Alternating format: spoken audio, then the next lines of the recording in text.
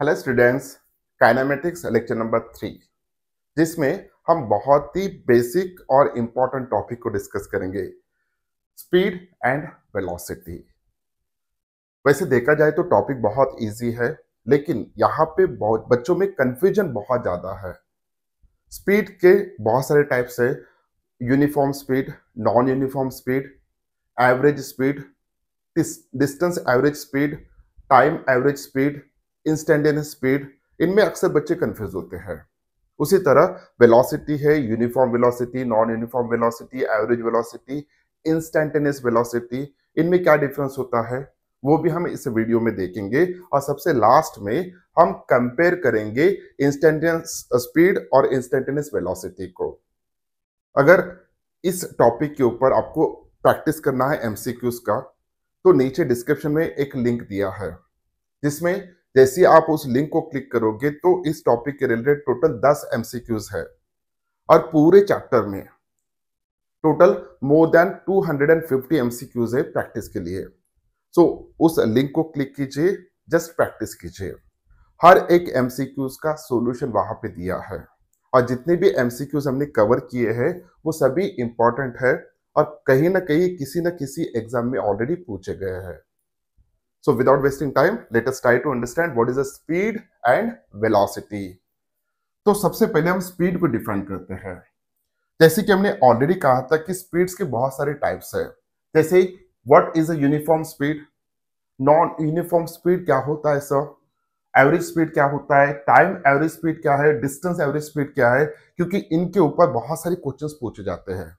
उसके बाद instantaneous speed क्या है, इन सभी को हम वन बाय वन डिस्कस करेंगे। लेकिन सबसे पहले बेसिक डेफिनेशन ऑफ स्पीड। तो स्पीड जो भी है, it's a speed is represent by v which is equals to distance upon time, distance upon time. Okay, speed जो भी हम डिफाइन कर रहे हैं, it is a distance upon time. ये बेसिक डेफिनेशन है। अब इसका ऐसा यूनिट क्या होगा सर, ऐसा unit of speed is metre per second. और इसके डायमेंशंस क्या होंगे sir, it's m0 l1 t-1। और एक चीज आपको याद रखना है कि स्पीड जो भी होता है sir, it's always scalar quantity. Speed ये स्केलर क्वांटिटी है। ओके, स्पीड का यूनिट क्या होगा, मीटर पर सेकंड। स्पीड के डायमेंशंस क्या होंगे, m1 l1 t-1। It's a metre per second, that's why l1 t-1 यहाँ पे आता है। This are the dimension, this is a unit. ये इसका ऐसा यूनिट होगा। What's about CGS unit, it's a centimetre पर second. Okay, so this is a CGS unit, this one is a ऐसा यूनिट। तो बेसिक डेफिनेशन है distance upon time. Distance upon time is a speed. Okay, अब हमें discuss करना है कि what is a uniform speed. उसके बाद वन बाय वन हम डिस्कस करते जाएंगे। तो सबसे पहले देखते हैं यूनिफॉर्म स्पीड क्या है सर। सो यूनिफॉर्म स्पीड, यहां पे देखिए, इमेजिन कीजिए कि एक व्हीकल है, it is moving on this road. Okay, इस व्हीकल का मोशन हो रहा है इस रोड पे। अब यहां पे हमने छोटे छोटे इस जगह के इंटरवल किए हैं, पार्ट्स किए हैं। यहां से लेके मान के चलिए यहां तक का डिस्टेंस है 5 मीटर। ओके, हमने इक्वली डिस्ट्रीब्यूट किया है, 5 मीटर इतना डिस्टेंस है।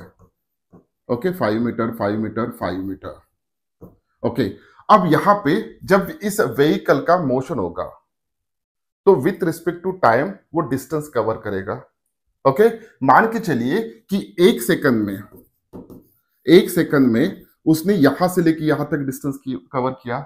एक सेकंड में उस व्हीकल ने कितना डिस्टेंस कवर किया है सर, 5 मीटर। फिर नेक्स्ट 1 सेकंड में उसने यहां से लेके यहां तक कवर किया, डिस्टेंस कितना हो गया, 5 मीटर। नेक्स्ट 1 सेकंड में उसने यहां से लेके यहां तक का डिस्टेंस कवर किया। Okay, so in this way, अगर it cover, if vehicle cover equal distance in equal interval of time, equal distance in equal interval of time, then such type of motion of that vehicle, यानी उसकी उस vehicle की जो भी speed होगा, we can say that it is uniform speed. क्योंकि uniform speed वो होता है जिसमें ऑब्जेक्ट या कोई भी vehicle it cover equal distance in equal interval of time. Okay, अगर हम यहाँ पे स्पीड की बात करते हैं, अगर हम यहाँ पे स्पीड की बात करते हैं तो इस इंटरवल में स्पीड कितना था सर, कितना डिस्टेंस ट्रेवल किया उसने, 5 मीटर। कितने टाइम इंटरवल में, 1 सेकंड में। तो इसका स्पीड होगा 5 मीटर पर सेकंड, इसका भी स्पीड होगा 5 metre per second in this way. Okay, क्योंकि हर एक स्लॉट में, हर एक सेक्शन में उस व्हीकल की स्पीड कांस्टेंट है। That's why it is called as an uniform speed. It is called as an uniform speed. Okay sir, so what is uniform speed? बहुत basic definition है। If it cover equal distance in equal interval of time. हर equal distance equal interval में वो cover कर रहा है। Okay, so that's why speed of this vehicle we can say that it is uniform speed. Okay, next one, non uniform speed. Non uniform speed, तो यहां पे उसी व्हीकल को हम कंसिडर करते हैं, उसी रोड को कंसिडर करते हैं, लेकिन जब उसका मोशन हो रहा है तो ऐसा मान के चलते हैं कि फर्स्ट उसने 6 मीटर इतना डिस्टेंस कवर किया 1 सेकंड में, 1 सेकंड में, और 3 मीटर इतना डिस्टेंस ट्रेवल किया 1 सेकंड में, उसके बाद 7 मीटर इतना डिस्टेंस ट्रेवल किया 1 सेकंड में, उसके बाद 4 मीटर इतना डिस्टेंस ट्रेवल किया 1 सेकंड में, उसके बाद 5 मीटर इतना डिस्टेंस ट्रेवल किया 1 सेकंड में। ओके सर, अगर हम इसकी स्पीड की बात करते हैं, इस व्हीकल की स्पीड की अगर बात करते हैं, तो फर्स्ट सेक्शन में उसने कितना डिस्टेंस ट्रेवल किया, 6 मीटर। ओके, कितने टाइम इंटरवल में सर, 1 सेकंड में। तो इसके स्पीड कितना हो गया सर, 6 मीटर पर सेकंड हो गया। सेकंड स्लॉट में इसका स्पीड कितना हो गया सर, 3 मीटर पर सेकंड हो गया। थर्ड सेक्शन में इसका स्पीड होगा 7 मीटर पर सेकंड, फोर्थ में 4 मीटर पर सेकंड, और लास्ट में 5 मीटर पर सेकंड। ओके, अब मुझे बताइए सर, जब उस व्हीकल का मोशन हो रहा है तो हर एक उस पाथ पे, हर एक सेक्शन में क्या उसका स्पीड सेम है क्या? नहीं सर, उसका स्पीड चेंज हो रहा है।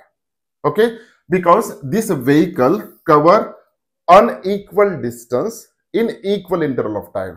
यहाँ पे डिस्टेंस जो भी ट्रैवल कर रहा है, यहाँ पे उसकी स्पीड ज्यादा होगा, यहाँ पे उसका स्पीड कम है, क्योंकि यही से लेके यहां तक मूव होने के लिए, सिर्फ 3 मीटर इतना डिस्टेंस ट्रैवल करने के लिए उसने 1 सेकंड लिया। यहां से लेके यहां तक आने के लिए 6 मीटर इतना डिस्टेंस ट्रैवल करने के लिए उसने 1 ही सेकंड लिया है। तो इस रीजन में उसका स्पीड ज्यादा होगा, बाद में स्पीड कम हो गया, बाद में स्पीड और बढ़ गया, बाद में स्पीड और कम हो गया, और बढ़ गया थोड़ा। ओके, सो इन दिस वे जब उस व्हीकल का मोशन हो रहा है तो उसका स्पीड अगर हम एनालिसिस करते हैं तो हर सेक्शन में उसकी स्पीड डिफरेंट होती जा रही है। So such type of speed is called the non uniform speed, क्योंकि यहां से लेके यहां तक जब मोशन हो रहा है तो हर जगह पे या हर सेक्शन में उसकी स्पीड कांस्टेंट नहीं है, इट इज वेरिंग। कहीं अप हो रहा है, कहीं कम डाउन हो रहा है, कहीं बढ़ रहा है, कहीं कम हो रहा है। So that's why we can say that this type of speed is called as an non uniform speed. हमने दो स्टडी कही है। यूनिफॉर्म स्पीड क्या होता है? If it cover equal distance in equal interval of time. What is non uniform speed? If the vehicle cover unequal distance in equal interval of time. Okay, या उसको आप रिवाइज भी कर सकते हैं कि if it cover equal distance in unequal interval of time, वैसे भी कह सकते हैं। ओके, सो यहां पे ये था about non uniform speed. Next, average speed क्या होता है sir? What is the meaning of average speed? अब एवरेज स्पीड क्या है? ओके, सो यहां से मान के चलिए कि the average speed of a particle या व्हीकल या object, average speed of a vehicle या particle for a given interval of time is defined as the ratio of total distance travelled to the total time taken. For example, यहां पे उसी example को लेते हैं। मान के चलिए कि यहां से लेके यहां तक उसका मोशन हो रहा है। ओके, सो यहां से लेके यहां तक टोटल डिस्टेंस जो भी है हम 25 मीटर कंसिडर करते हैं, 25 मीटर कंसिडर करते हैं। ओके सर, और यहां से लेके यहां तक आने के लिए ऐसा इमेजिन करके चलते हैं कि उसको लगभग 12.5 सेकंड इतना टाइम लग रहा है। So this is the time. So यहां से लेके यहां तक आने के लिए यानी टोटल पाथ कवर करने के लिए पाथ का लेंथ कितना है सर? 25 मीटर। और इतना पाथ जो भी उस व्हीकल ने ट्रैवल किया है, कितने टाइम इंटरवल में ट्रैवल किया है सर? हम ऐसा अज्यूम करके चलते हैं 12.5 सेकंड। ओके। अब सवाल ये उठता है कि बीच में उस व्हीकल की स्पीड क्या यूनिफॉर्म था कि नॉन यूनिफॉर्म था, उसे हमें लेना देना नहीं है। जब हम एवरेज स्पीड डिफाइन कर रहे हैं, जब हम एवरेज स्पीड डिफाइन कर रहे हैं, तो उस पाथ पे उस व्हीकल की स्पीड क्या थी बीच में, क्या वो ज्यादा थी, क्या कम थी, हमें उस कुछ लेना देना नहीं। क्या वो यूनिफॉर्म था, क्या वो नॉन यूनिफॉर्म था, उसे भी लेना देना नहीं है। हमें सिर्फ एवरेज स्पीड डिफाइन करते वक्त दो चीजों को याद रखना है: टोटल डिस्टेंस कितना कवर किया है और कितने टाइम इंटरवल में कवर किया है। ओके। सो टोटल डिस्टेंस को हम डेल्टा एस से रिप्रेजेंट करेंगे और टोटल टाइम को हम डेल्टा टी से रिप्रेजेंट करेंगे। सो एवरेज स्पीड जो भी है, V average is equals to total distance covered by that vehicle या covered by particle upon total time. Okay. इतना डिस्टेंस कवर करने के लिए इतने टाइम इंटरवल में जो भी इनका रेशियो यहाँ पे बन रहा है, इट्स एवरेज स्पीड। ओके। तो इस एवरेज स्पीड को जब हम डिफाइन कर रहे हैं, एक चीज याद रखना है आपको कि यहाँ पे इन बिटवीन दैट पाथ, उस पाथ के बीच में उसकी उस व्हीकल की स्पीड कैसा था, हमें कुछ लेना देना नहीं है। Okay. So this is about the average speed. एक बार डेफिनेशन को रिवाइज कर लेते हैं। The average speed of a particle for a given interval of time, okay, is defined as the ratio of total distance travelled to the total time taken. ये था discussion about average speed. अब तक हमने तीन speeds के बारे में discuss किया है। First one is the uniform speed, it cover equal distance in equal interval of time. उसके बाद non uniform speed, unequal distance cover कर रहा है इक्वल इंटरवल ऑफ टाइम में। और यहाँ हमने डिस्कस किया है एवरेज स्पीड, यानी total time upon total distance covered upon total time. अब यहाँ पे एवरेज स्पीड की और दो टाइप है जिसके ऊपर क्वेश्चंस पूछे जाते हैं। वो क्या है सर? वो देखिए। So there are two types of average speeds are there. First one is a time average speed, second one is a distance average speed. Time average speed क्या है सर? वो उसको हम डिफाइन करते हैं। डिस्टेंस एवरेज स्पीड क्या है sir? उसको भी हम यहाँ पे डिफाइन करते हैं। ओके सर, देखिए टाइम एवरेज स्पीड, अब थोड़ा ध्यान से सुनिएगा। Time average speed, when object moves with different uniform speed, when object moves with different uniform speeds, okay, v1 v2 v3 v4 etc, in different in time intervals t1 t2 t3 t4 etc respectively। अगर यहां पे एक object ले रहे कोई भी, it may be the vehicle, it may be the particle, कुछ भी हो सकता है ऑब्जेक्ट। मान के चलिए कि यहां से यहां तक मोशन हो रहा है उस ऑब्जेक्ट का, ये ऑब्जेक्ट यहां पे हम कंसिडर कर रहे हैं। अब ये जो भी ऑब्जेक्ट मूव हो रहा है यहां से लेके यहां तक, ओके, उसने v1 इतने स्पीड से मोशन हुआ है, v1 इतने यूनिफॉर्म स्पीड से, इस सेक्शन में उस ऑब्जेक्ट का स्पीड जो भी है वो यूनिफॉर्म है। वो कैसा है सर? यूनिफॉर्म है। सो यहां से लेके यहां तक उस ऑब्जेक्ट का मोशन हुआ है with uniform speed v1 in time interval t1। फिर यहां से लेके यहां तक, ओके, उसका मोशन हुआ है with uniform speed v2 in time interval t2। फिर यहां से लेके यहां तक, let us imagine that it is moving with velocity v3 in time interval t3।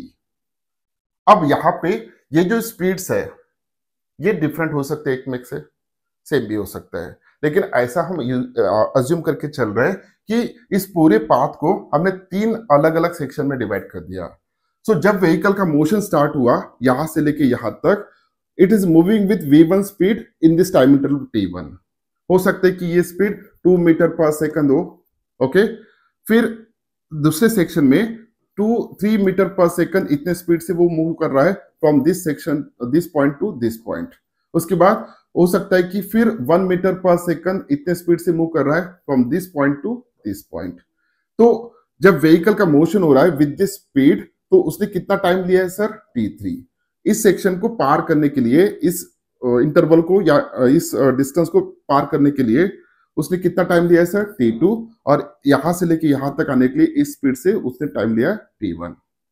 Okay, तो इसी के बेसिस पे अगर उस व्हीकल की स्पीड और टाइम इंटरवल दिया है तो यहाँ पे हम एवरेज स्पीड डिफाइन करेंगे, उस एवरेज स्पीड को हम टाइम एवरेज स्पीड कहेंगे। तो जनरल फॉर्मूला क्या है सर एवरेज स्पीड का? तो एवरेज स्पीड का फॉर्मूला है average speed is equals to total distance upon total time. Okay sir, अब टोटल डिस्टेंस कितना कवर कर रहा है वो टोटल डिस्टेंस, तो यहाँ पे हमें पता नहीं है, तो हम यहाँ पे कंसिडर करते हैं S1 इतना डिस्टेंस ट्रेवल किया, तो यहां से लेके ये जो डिस्टेंस है let us imagine that it is S2, और यहां से लेके यहां तक का जो डिस्टेंस है imagine that it is S3। So total यहां से लेके एंड तक टोटल डिस्टेंस कितना ट्रेवल किया है sir S1 plus S2 plus S3। तो यहाँ पे टोटल डिस्टेंस हम लेंगे S1 plus S2 plus S3 upon total time कितना लगा sir T1 plus T2 plus T3। सो T1 plus T2 plus T3। Okay, अब मुझे बताइए कि हमें S1 S2 S3 की वैल्यूज दी है क्या? नहीं सर, हमें सिर्फ इतनी इंफॉर्मेशन दिया था कि व्हीकल इतने स्पीड से इतने टाइम के लिए जा रहा है और इतने स्पीड से इतने टाइम के लिए जा रहा है, इतने स्पीड से इतने टाइम के लिए जा रहा है, तो वहां पे कहीं डिस्टेंस की बात नहीं हुई है। तो फिलहाल हमें S1 S2 और S3 हमें पता नहीं है, लेकिन ठीक है यहां से लेके यहां तक सिर्फ एक इतना सेक्शन हम कंसिडर करते हैं, तो कितने स्पीड से व्हीकल मूव हुआ था V1 से, और कितना टाइम लगा T1, ये दोनों वैल्यूज हमें पता है। ओके, तो S1 फाइंड आउट कर सकते हैं सर, इस सेक्शन के लिए V1 is equal to S1 upon T1 होगा सर। ओके, उसी तरह इस सेक्शन के लिए हम लिख सकते हैं कि V2 is equal to S2 upon T2 होगा सर, बराबर है। तो इसके बेसिस पे we can write here S1 is equal to V1 T1, S2 is equals to V2 T2. So therefore, substituting these values in this equation, here we can write S1 की जगह पे हम लिखेंगे V1 T1 plus V2 T2 plus V3 T3 plus, okay ऐसा अगर बहुत सारे points है तो हम ले सकते हैं, अगर तीन ही सेक्शन में कंसिडर करो तो ये आएगा divided by T1 plus T2 plus T3।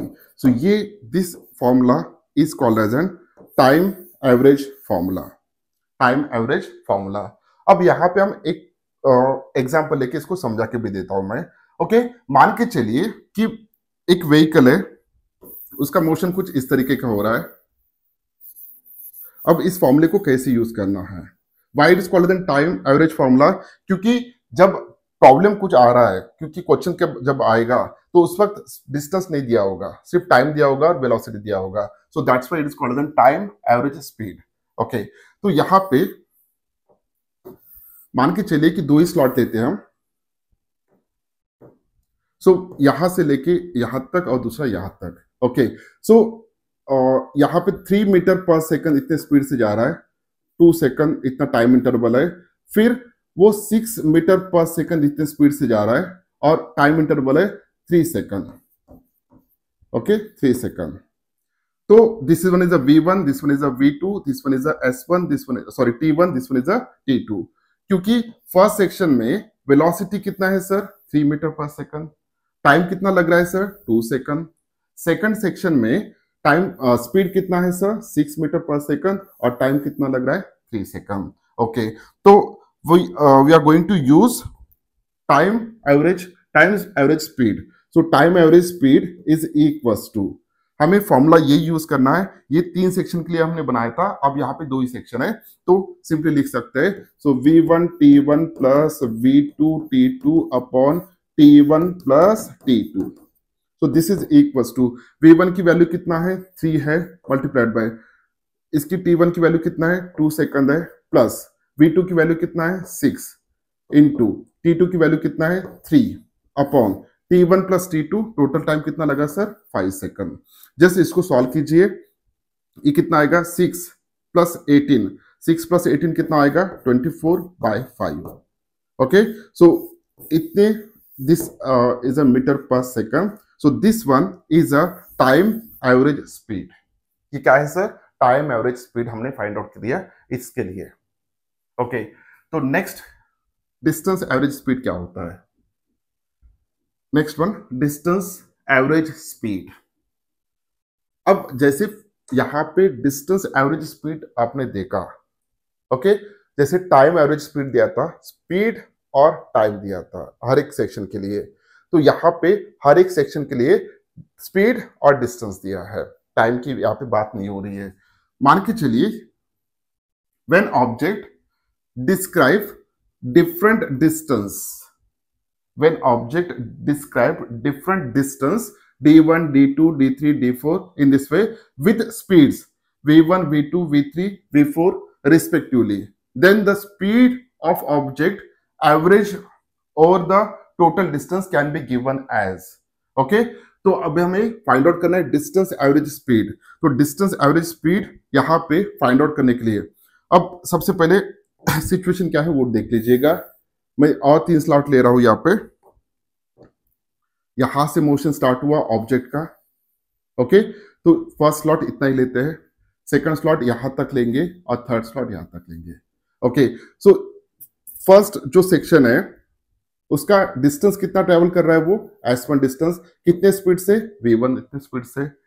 Second जो भी डिस्टेंस कवर कर रहा है it is s2 with the speed of v2, और थर्ड सेक्शन का डिस्टेंस कितना कवर कर रहा है वो, it is s3 with the speed of v3। इतना ही इंफॉर्मेशन यहाँ पे दिया है, हमें टाइम के बारे में इंफॉर्मेशन नहीं दिया है।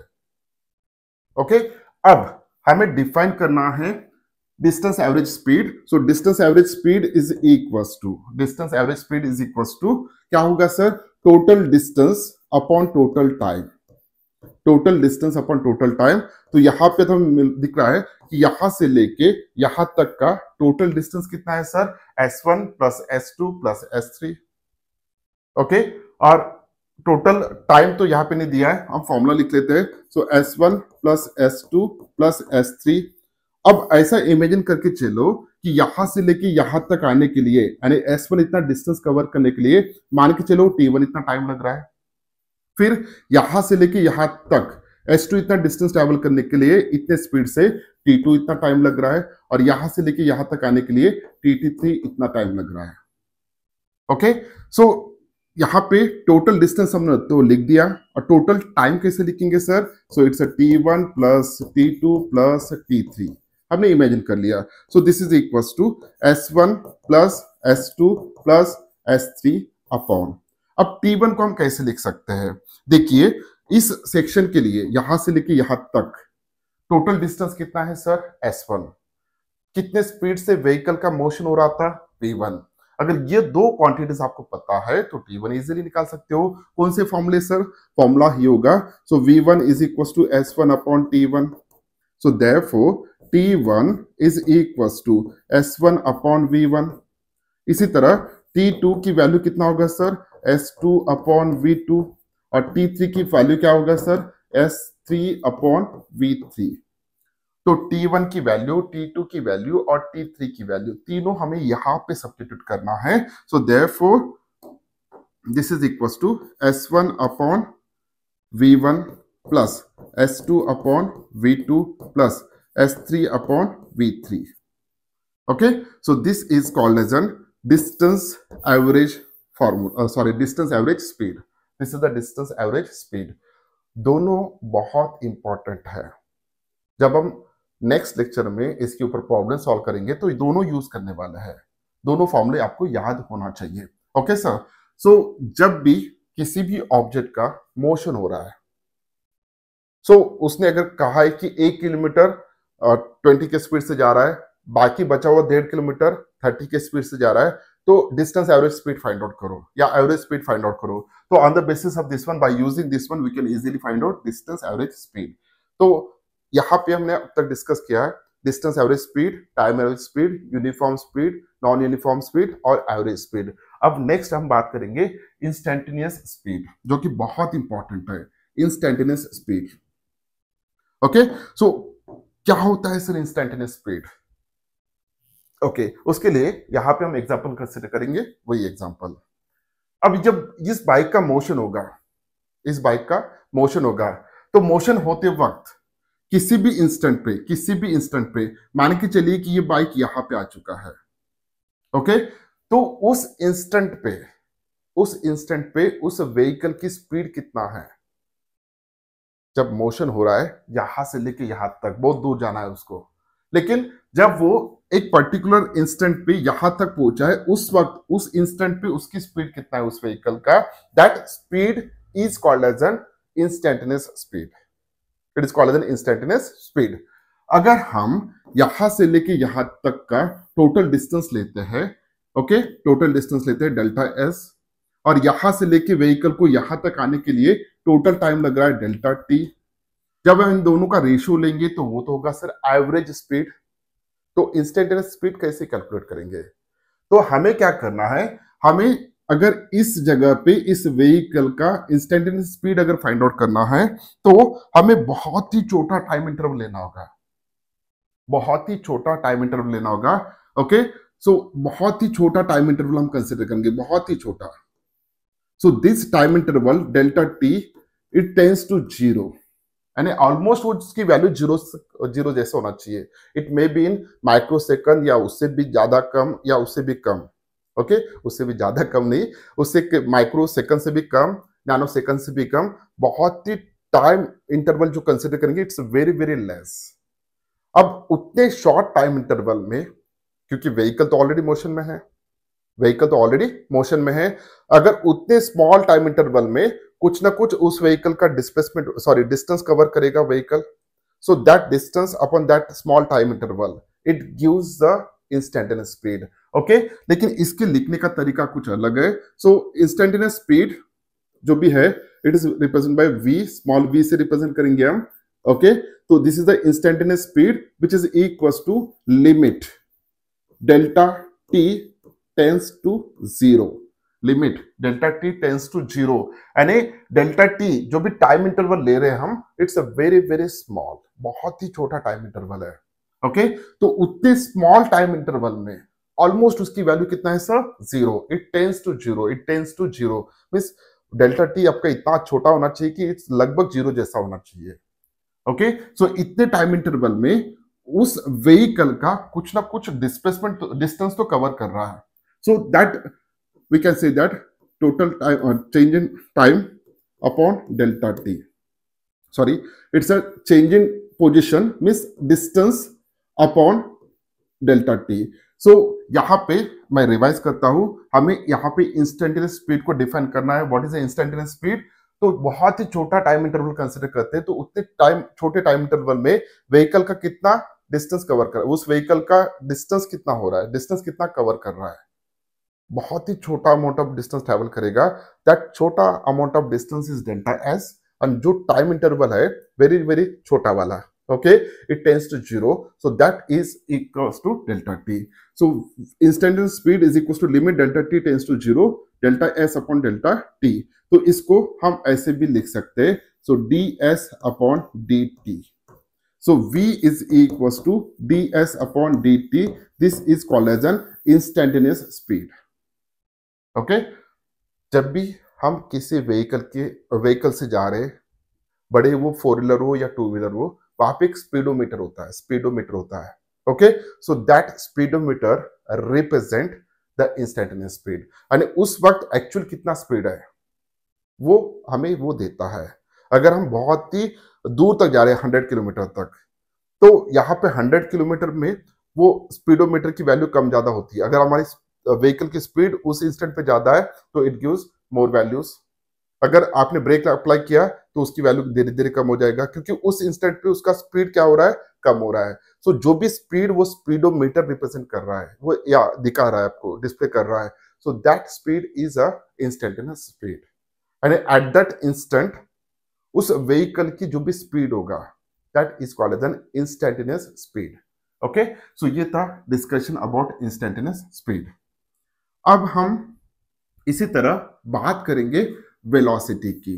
अब जो कि स्पीड के बारे में हमने सब कुछ डिफाइन किया, तो वेलोसिटी के बारे में पूरे डिटेल में ज्यादा डिस्कस हम नहीं करेंगे। ओके, तो velocity, what is a velocity sir? First of all, when we define the velocity, तो velocity is a vector quantity. Okay, तो स्पीड हम जब रिप्रेजेंट कर रहे थे उसको वी से रिप्रेजेंट कर रहे थे, लेकिन जब वेलोसिटी रिप्रेजेंट करेंगे तो वी बार वहां पे हम कंसिडर करेंगे वी बार। तो वेलोसिटी का जनरल डेफिनेशन जो भी है, it is a displacement upon time. It's a displacement upon time. तो आप डिस्प्लेसमेंट स्मॉल डी से रिप्रेजेंट कर सकते हो या स्मॉल आर से रिप्रेजेंट किया तो बहुत अच्छा होगा, क्योंकि कंफ्यूजन हमें नहीं होगा। Small R upon time. Okay, so यहां पे velocity is a v bar is equals to displacement upon time, displacement upon time. Okay, अब ये जो भी है velocity, this velocity is a vector quantity। कौन सी क्वांटिटी है सर? वेक्टर क्वांटिटी है। उसका ऐसा यूनिट क्या होगा sir? No doubt it's a metre per second होना चाहिए। सीजीएस यूनिट क्या होगा सर? उसका सेंटीमीटर पर सेकंड होगा। What about sir dimensions? So dimensions are m0 l1 t minus 1। Okay, भले ही ये वेलोसिटी ये वेक्टर क्वांटिटी है, लेकिन उसका यूनिट जो भी होगा स्पीड इतना ही होगा। ऐसा यूनिट हो या सीजीएस यूनिट हो, उसके डायमेंशंस स्पीड इतनी होंगे। Okay, so these are the SI unit, this is the CGS unit, and this one is a dimension. So what is a velocity? It is a displacement upon time. Displacement ये vector quantity है। Okay, so therefore this is a vector quantity. अब कितने types के velocities होंगे sir? So there are uniform velocity, non-uniform velocity, average velocity and instantaneous velocity। हम shortly यहीं पे discuss करेंगे वन बाय वन। सो देखिए सर, यहाँ पे यूनिफॉर्म वेलोसिटी मींस व्हाट? जबकि हमने अभी कहा है कि वेलोसिटी जो भी होता है वो वेक्टर क्वांटिटी होता है। ओके, जब भी हम बात करते हैं वेक्टर क्वांटिटी की, सो वेक्टर क्वांटिटी को डिफाइन करने के लिए, यानी वेलोसिटी को यहाँ पे डिफाइन करने के लिए दो इंपॉर्टेंट हमें चीजों की जरूरत होती है। The first one it's a magnitude. Okay, second one is a direction. क्योंकि यहाँ पे जब हम वेलोसिटी की बात कर रहे हैं तो डायरेक्शन इंपॉर्टेंट है। ओके, अब what is the meaning of uniform velocity? Uniform velocity वो होता है किसी भी व्हीकल का जब उसका मोशन हो रहा है, तो हर जगह पे उसका मैग्नीट्यूड सेम होना चाहिए और साथ ही साथ उसका डायरेक्शन भी सेम होना चाहिए। फॉर एग्जाम्पल, यहाँ पे अगर किसी ऑब्जेक्ट को हम कंसिडर करते हैं, मान के चलिए ये पाथ है और इस पाथ पे इस ऑब्जेक्ट का मोशन होने वाला है। ओके, अगर if it cover equal amount of distance in equal interval of time, again its direction is same, वो एक ही डायरेक्शन में जा रहा है। अगर डायरेक्शन सेम है, डायरेक्शन सेम डायरेक्शन के साथ साथ अगर वो इक्वल डिस्टेंस कवर कर रहा है, इक्वल इंटरवल ऑफ टाइम, यहाँ पे मैं डिस्टेंस की बात कर रहा हूँ क्योंकि डायरेक्शन के बारे में हमने ऑलरेडी डिस्कस किया है। ओके, तो यहाँ पे उस व्हीकल का जब वो मोशन कर रहा है तो उसका मैग्नीट्यूड सेम है या उसका डायरेक्शन सेम है, दोनों सेम है, तो we can say that motion is with the uniform velocity, that vehicle is moving with uniform velocity. अगर जब उस ऑब्जेक्ट का मोशन हो रहा है, ओके मोशन हो रहा है, अगर उसका मैग्नीट्यूड भी चेंज होता है या डायरेक्शन भी चेंज होता है या दोनों चेंज होते हैं, डायरेक्शन चेंज हो रहा है या मैग्नीट्यूड चेंज हो रहा है या दोनों चेंज हो रहे हैं, तो ऐसे मोशन को हम नॉन यूनिफॉर्म वेलोसिटी कहेंगे। उस मोशन का जो भी वेलोसिटी है it's non uniform velocity. Example के तौर पे यहाँ पे देखिए, मैं अगर यहाँ पे बात करता हूं सर्कुलर मोशन की,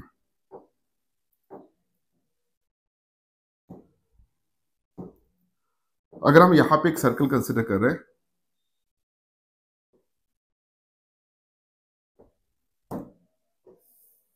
लाइक दिस वन। ओके, सो मान के चलिए कि कोई ऑब्जेक्ट है, उस ऑब्जेक्ट का मोशन यहाँ पे हो रहा है लाइक दिस वन, इस डायरेक्शन में वो जा रहा है।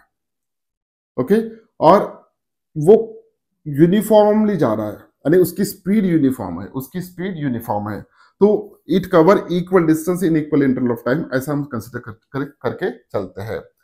क्या इस व्हीकल जो भी ऑब्जेक्ट है, जब इसका सर्कुलर मोशन हो रहा है, it cover equal distance in equal interval of time, ऐसा कंसिडर करके चलते हैं।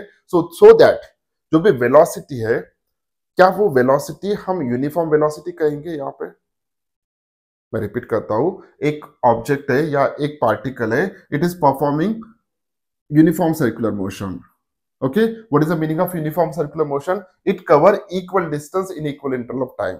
So एक रिवॉल्यूशन कंप्लीट होने के लिए अगर उसको 10 सेकंड इतने लग रहे हैं, तो दूसरे रिवॉल्यूशन के लिए भी 10 सेकंड लग रहे हैं, तीसरे के लिए भी 10 सेकंड लग रहे हैं, और वो कांस्टेंट मूव हो रहा है. ओके, अब ऐसे केस में क्या हम कह सकते हैं कि इस ऑब्जेक्ट की जो भी वेलोसिटी होगा, it's a uniform velocity? The answer is that no sir. Why no? Because जब वो इक्वल डिस्टेंस कवर कर रहा है, इक्वल डिस्टेंस कवर कर रहा है इन इक्वल इंटरवल ऑफ टाइम, तो इस वेलोसिटी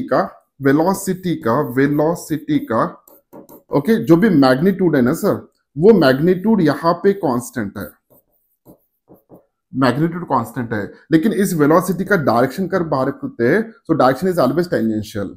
अगर पार्टिकल यहाँ पे तो वेलोसिटी इस डायरेक्शन में होगा, अगर वेलोसिटी का डायरेक्शन ये होगा, अगर पार्टिकल यहाँ पे तो वेलोसिटी का डायरेक्शन टेंजेंशियल होगा, अगर पार्टिकल यहाँ पे तो वेलोसिटी का डायरेक्शन टेंजेंशियल होगा.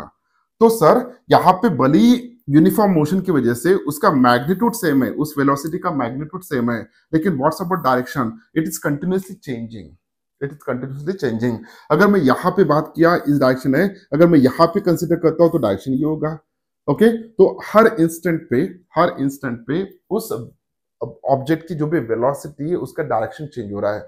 अगर डायरेक्शन भी चेंज होता है, so this type of velocity we can say that it is a non uniform velocity. किस टाइप की वेलोसिटी हो गया सर? Non uniform velocity. क्यों नॉन यूनिफॉर्म हो रहा है सर? क्योंकि उसका डायरेक्शन चेंज हो रहा है. What's about its magnitude? Magnitude is constant. Magnitude is constant. Okay, magnitude constant है लेकिन डायरेक्शन चेंज हो रहा है. Okay, what is the average velocity now? So average velocity बहुत इजीली हम डिफाइन कर सकते हैं. अब तक हमने डिफाइन किया यूनिफॉर्म वेलोसिटी. अगर उस वेलोसिटी का मैग्नीट्यूड और डायरेक्शन सेम है पूरे रीजन में, तो that's is called as uniform velocity. अगर उस ऑब्जेक्ट की जो भी वेलोसिटी है उसका मैग्नीट्यूड चेंज हो रहा है या डायरेक्शन चेंज हो रहा है या दोनों चेंज हो रहा है, सिर्फ कोई भी एक चेंज हो रहा है, तो भी that is called as non uniform velocity. उसका एग्जांपल हमने यहाँ पे अभी डिस्कस किया था. ओके, तो अब what is the average velocity? What is the average velocity? अब एवरेज वेलोसिटी जो भी होता है, सो एवरेज वेलोसिटी जो भी होगा, V average is equals to total displacement upon total time interval taken by that particle. उतने डिस्प्लेसमेंट होने के लिए कितना टाइम इंटरवल ले रहा है, सो इनका रेशियो होता है average velocity. It is average velocity. Okay sir, so ये था एवरेज वेलोसिटी. जैसे कि एवरेज स्पीड हमने डिफाइन किया वैसे ही. अब जब what is the instantaneous velocity? किसी भी इंस्टेंट पे जब व्हीकल का मोशन हो रहा है, किसी भी इंस्टेंट पे, तो उस व्हीकल की जो भी वेलोसिटी होगा that is called as an instantaneous velocity. जैसे हमने स्पीड के बारे में डिफाइन किया वैसे इसके बारे में हम डिफाइन कर सकते हैं. सो यहाँ पे इंस्टेंटेनियस वेलोसिटी जो भी होगा, it is equals to limit delta T tends to 0. Okay, so delta R upon delta T. So इस इंस्टेंटेनियस वेलोसिटी को हम लिख सकते हैं D R by D T. So what is R? We can see that it's a displacement. So rate of change of displacement with time is called as an instantaneous velocity at that instant. Okay, so delta t जैसे कि हमने discuss किया था, it should be very very small. It tends to 0. Okay, तो uniform velocity, non uniform velocity, average velocity और instantaneous velocity, इन सभी के बारे में हमने अभी डिस्कस किया है. अब एक बेसिक क्वेश्चन पूछता हूं आपको, कितना समझ में आया कितना समझ में नहीं आया वो देखने के लिए. अब मान के चलिए स्पेस में हमने एक ऑब्जेक्ट को थ्रो कर दिया. ओके, तो अगर वो ऑब्जेक्ट विदाउट, वहां पे कोई एक्सेलरेशन ड्यू टू ग्रेविटी नहीं है ऐसा कंसिडर करके चलते हैं, तो हमने इस पार्टिकल को इस डायरेक्शन में कुछ फोर्स अप्लाई करके उसको मोशन में ला दिया. एक ही बार फोर्स अप्लाई कर दिया, वो इतने स्पीड से मूव कर रहा है. ओके, और इसी डायरेक्शन में मूव कर रहा है. अब एक ही डायरेक्शन में जा रहा है, अब कोई फोर्स एक्ट नहीं हो रहा है, एक ही बार हमने फोर्स अप्लाई कर दिया, छोड़ दिया उसको, तो जितनी उसको इनिशियली वेलोसिटी मिली उतनी वेलोसिटी से वो आगे जा रहा है. ओके, अगर वो आगे जा रहा है कंटिन्यूअसली, तो क्या वो यूनिफॉर्म वेलोसिटी होगा कि नॉन यूनिफॉर्म वेलोसिटी होगा? The answer is that uniform velocity. क्यों सर? क्योंकि वो कंटिन्यूसली उसी मोशन में जा रहा है। ओके, उसका मैग्नीट्यूड चेंज नहीं हो रहा और उसका डायरेक्शन भी चेंज नहीं हो रहा, that's why it is a uniform velocity. हमने सर्कुलर मोशन का एग्जांपल दिया था which is the example of non uniform velocity. क्यों नॉन यूनिफॉर्म वेलोसिटी है सर? क्योंकि वहां पे उसके ऊपर कंटिन्यूसली उसका डायरेक्शन क्या हो रहा है? चेंज हो रहा है। अब नेक्स्ट क्वेश्चन एक पूछता हूं आपको। मान के चलिए कि एक ऑब्जेक्ट है, एक ऑब्जेक्ट है, इस ऑब्जेक्ट के ऊपर हम कुछ कंटिन्यूसली फोर्स अप्लाई कर रहे हैं, कंटिन्यूसली फोर्स अप्लाई कर रहे हैं और ये ऑब्जेक्ट इसी डायरेक्शन में जा रहा है। जबकि आप कंटिन्यूसली फोर्स अप्लाई कर रहे हैं तो इस बॉडी का एक्सेलरेशन होगा। इस बॉडी का क्या होना चाहिए सर? एक्सेलरेशन होना चाहिए according to Newton second law, force is equal to mass into acceleration. जब हम कंटिन्यूसली फोर्स अप्लाई कर रहे हैं, कंटिन्यूसली इसके ऊपर फोर्स अप्लाई कर रहे हैं हम, ओके, तो वहां पे उस बॉडी का एक्सेलरेशन होना चाहिए। अब इसका जो भी मोशन होगा, क्या वो यूनिफॉर्म मोशन होगा क्या सर? नॉन यूनिफॉर्म मोशन होगा? डायरेक्शन एक ही है, थोड़ा सोचिए। लेकिन फोर्स जो भी है कंटिन्यूसली अप्लाई कर रहे हैं तो कंटिन्यूसली उस बॉडी का एक्सेलरेशन वहां पे हो रहा है। So whether this motion is a uniform motion और non uniform motion.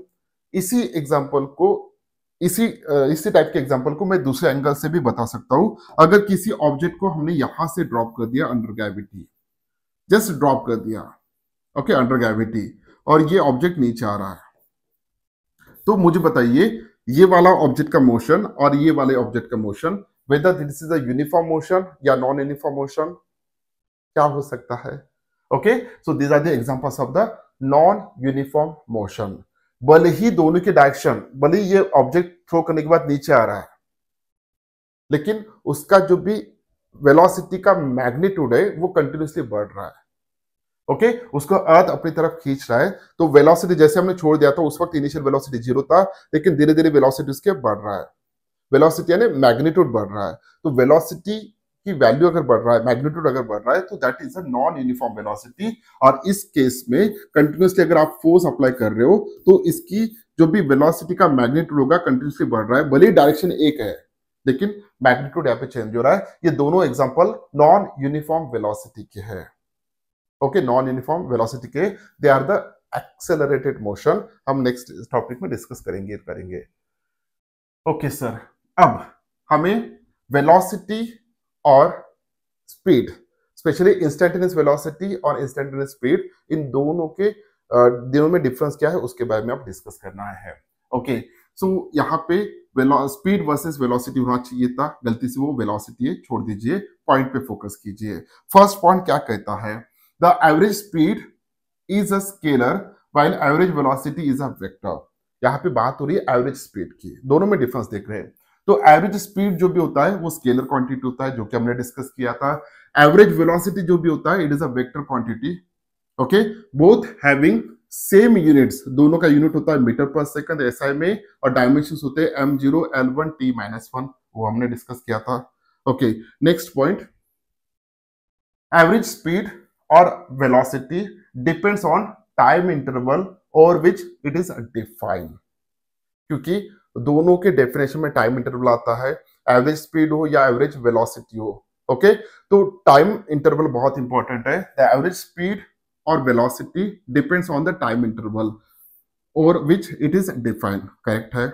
Next one, for a given time interval average velocity is single value for a given time interval. Okay, average speed जो भी होता है it is a single value, while the average speed can have many values depending on the path followed। मान के चलिए यहाँ पे इसको जब हम थोड़ा जस्टिफाई करते हैं, एक पॉइंट यहाँ पे, दूसरा पॉइंट यहाँ पे है। ओके, सो यहां से लेके एक ऑब्जेक्ट का मोशन हो रहा है पॉइंट ए से लेके पॉइंट बी तक, like this one। Okay, this is the first path, this one is the second path, this one is the third path।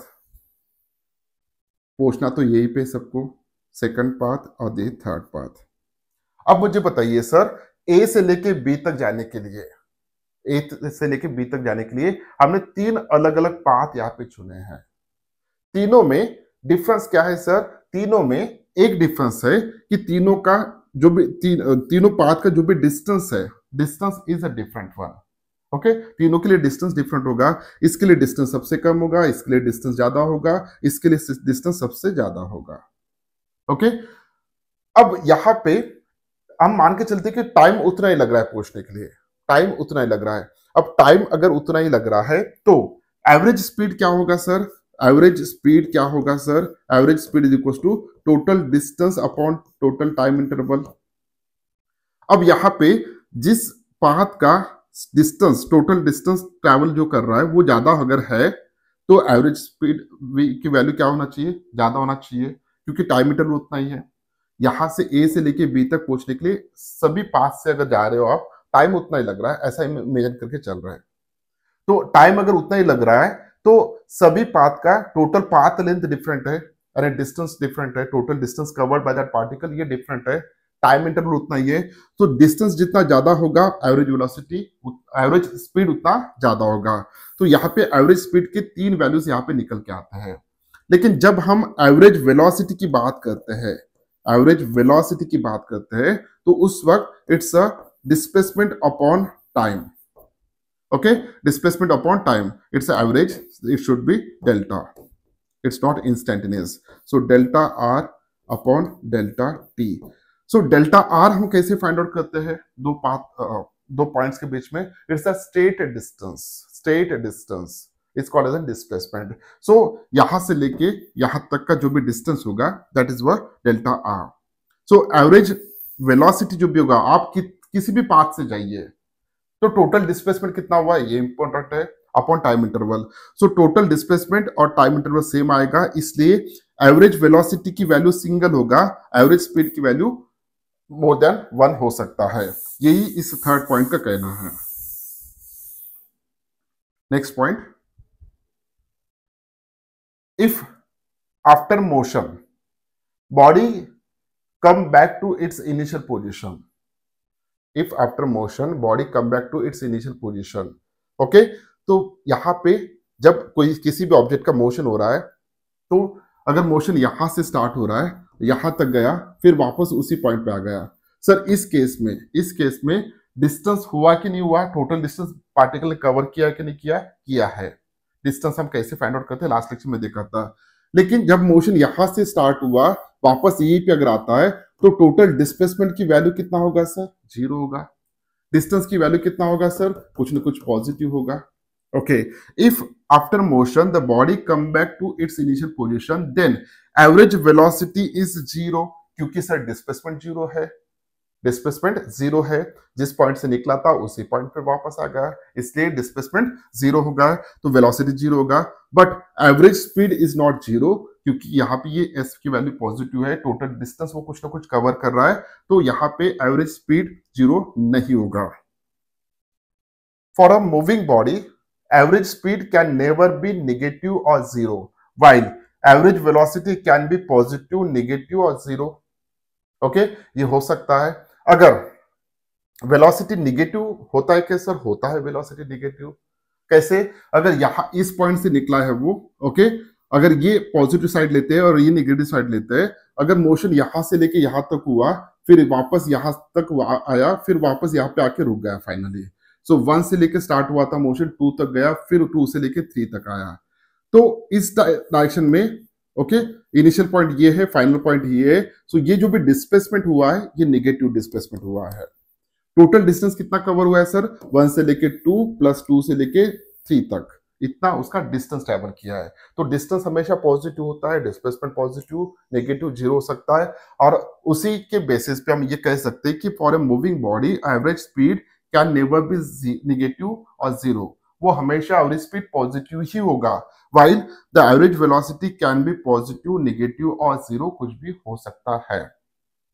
और इसी के बेसिस पे लास्ट पॉइंट है, as we know for a given time interval average speed, हमेशा average speed positive होता है और it is greater than और equals to magnitude of average velocity होता है।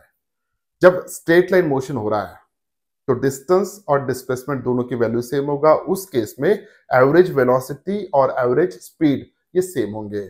Otherwise average velocity sorry average speed is always greater than average velocity. ये कब? अगर स्ट्रेट लाइन मोशन नहीं है तो। लेकिन ये कंडीशन जो भी है, average speed is greater than और equal to magnitude of average velocity. So ये थे difference between speed and velocity. Okay, जिसमें हमने एवरेज स्पीड के बारे में डिस्कस किया है, इंस्टेंटेनियस स्पीड के बारे में भी डिस्कस किया है। उम्मीद करता हूं कि वीडियो आपको अच्छा लगा। अगर वीडियो अच्छा लगा तो इस वीडियो को लाइक कीजिए, अपने दोस्तों के साथ शेयर कीजिए। अगर इस काइनेमेटिक्स चैप्टर के ऊपर आपको प्रैक्टिस करना है तो इस वेबसाइट के ऊपर बहुत सारे एमसीक्यूज अवेलेबल है। पूरे फिजिक्स के, नीट और जेडब्ल्यू के मोर देन 5000 क्वेश्चंस वहां पे अवेलेबल है प्रैक्टिस करने के लिए। They are arrange chapter wise and topic wise. तो जैसे ही आपका क्लास में या वीडियो में टॉपिक कोई होता है तो उसके ऊपर अगर प्रैक्टिस करना है तो इस वेबसाइट को विजिट कीजिए, और वहां पे रादर देन एमसीक्यूज वहां पे सिमुलेशंस भी अवेलेबल है। ओके, आप इन सभी चीजों को एक्सपीरियंस कर सकते हैं वहां पे विद हेल्प ऑफ एनिमेशन या सिमुलेशंस। एक बार विजिट कीजिए, आपको समझ में आ जाएगा। तो मिलते हैं नेक्स्ट वीडियो में, तब तक के लिए thank you very much, bye bye.